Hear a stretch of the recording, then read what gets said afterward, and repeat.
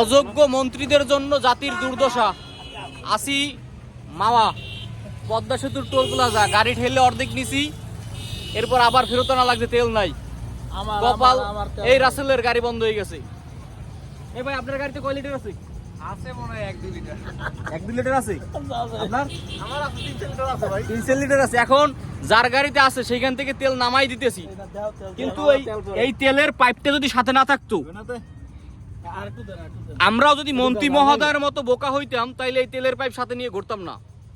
হ্যাঁ, এবং এই দুর্দশায় হতাশায় মানুষ পড়তো।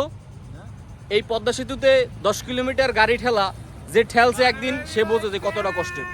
আমরা মুক্তি চাই এই ধরনের হতাশাগ্রস্ত রাষ্ট্র কাঠামো থেকে। এই হাফ লিটার যাইতে পারবেন মনে হয় তো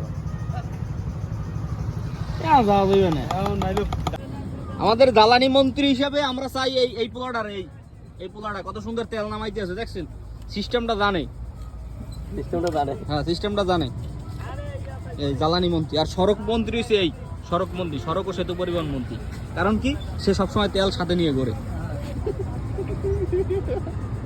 আর আমার কাছে আছে পাইপ, আমার যে মন্ত্রী দেন আমরা, এটা আপনার, আপনি রাগ করেন, আপনার গাড়িতে যে তেল নিছি, কারণ আমরা বৈষম্য পছন্দ করি না। বৈষম্যের বিরুদ্ধে আমরা আন্দোলন করছি। আপনার গাড়িতে তেল থাকবে, আর এক জায়গায় হাঁটবে গাড়ি নিয়ে, এটা হবে না, কোনো বৈষম্য হবে না।